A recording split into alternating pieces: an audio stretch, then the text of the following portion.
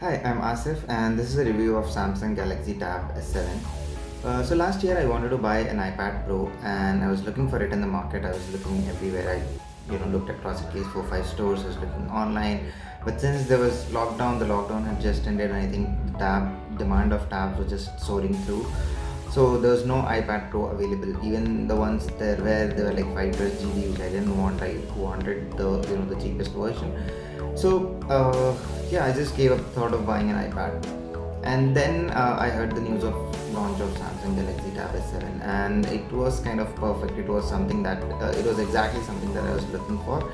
It was affordable and it was great. It had a great display, which I really need because I have a lot of multimedia consumption. I watch a lot of YouTube and videos and Netflix and a lot of shows. So uh, I thought this would be kind of the perfect device for me. So I just booked an S7 Plus, but it kind of got delayed. So I got an Galaxy Tab S7, the first that I could get my hands on. So it's been almost 6 months I've been using it, and the experience so far is great because one is starting with multimedia. I watch a lot of shows, and that's what I was looking for in a device. And it has a great display and a great audio.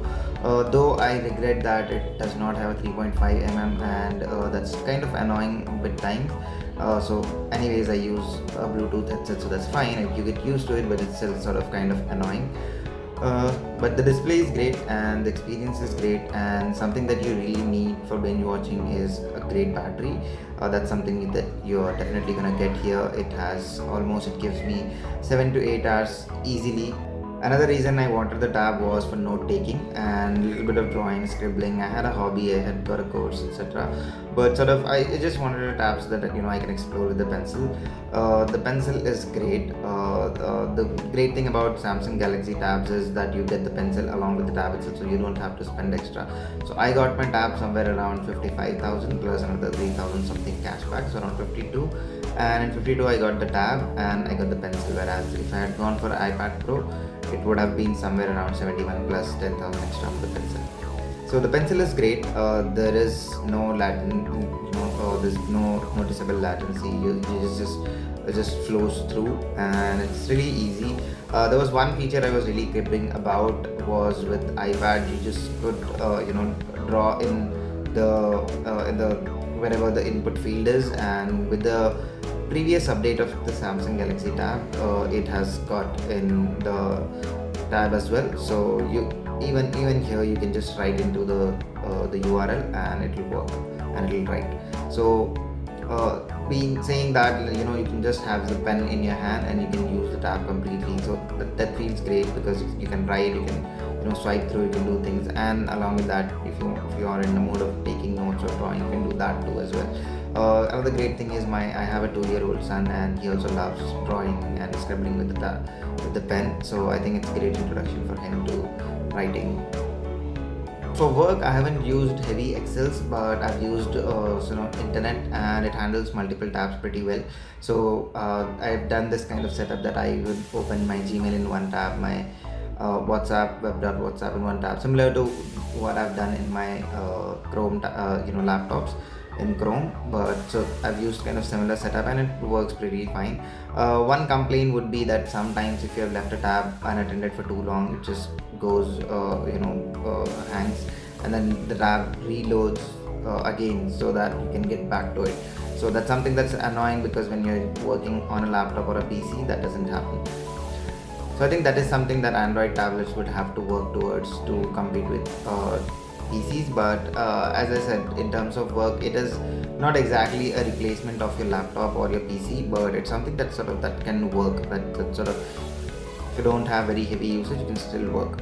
So my work setup is like I have bought a Bluetooth mouse. It's a Lenovo Bluetooth mouse, so completely Bluetooth. It doesn't need dongle itself, and I have got a Bluetooth keyboard. I would sort of make videos on that probably later. But then that sort of works really well, and it's sort of comfortable, easy. It works kind of laptop. Now, you cannot talk about Samsung Galaxy Tab and not talk about Dex.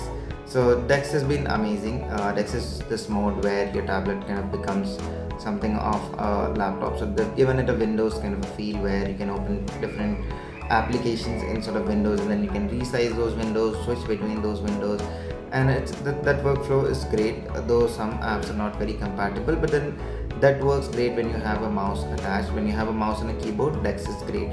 Or it is also good if you're sort of sending that data to a second PC or a TV. But that I've not been able to do because I don't have a Samsung TV, and the tab does not support Chromecast on by default, or Chromecast at all. It supports Miracast, which is available in selected Samsung TVs. So I've not been able to push it to the TV. I've been able to wirelessly connect it to my laptop, but then sort of using that doesn't make sense. I mean, most of the time for either entertainment or gaming, your default mode works fine. Coming to another thing where I sort of spend some time on the tab is games. I don't usually play very heavy games. I did try Call of Duty and it works great. There's no lag, there's nothing. The frame rates are good, and the FPS is good. It feels great. The experience is smooth, and the controls are good. The tab is a little bit too big to hold, I would say, but it still feels comfortable. Not any issues. Some more great games on this tab would be games that support 120 FPS. So Skyforce was something great. That the experience feels really immersive. You can see different layers, different worlds, and everything in that's like it's almost as if it's happening in real time. So it feels really great. So there can be a lot of things that to talk about, technical specifications, etc., but this is not that kind of a review. I wanted to focus more on usability, that when you're using this tablet, how does that feel, and that experience has been great. There are few hits and misses. There's a few misses that I would say is one is that I miss not having Procreate, because I've heard that that's kind of the best software in terms of when it comes to drawing.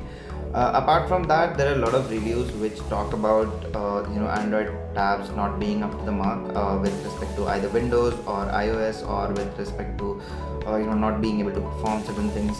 So I would say that that didn't seem to me like a very big issue, because with respect to Chromebooks and even Windows, a lot of websites and a lot of apps are sort of coming browser native. So if your browser is running well, you shouldn't have any issues. So I didn't face any particular major issues with any specific apps and things.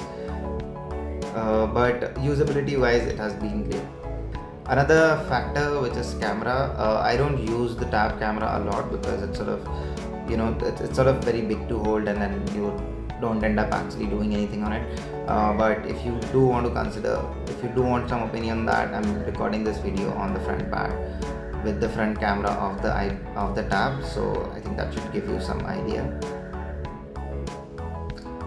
So finally, if you want a tablet that's sort of affordable, that's got a good display, got a good speaker system, got good battery backup, and comes with a pen, you should definitely consider this. It's sort of great for value.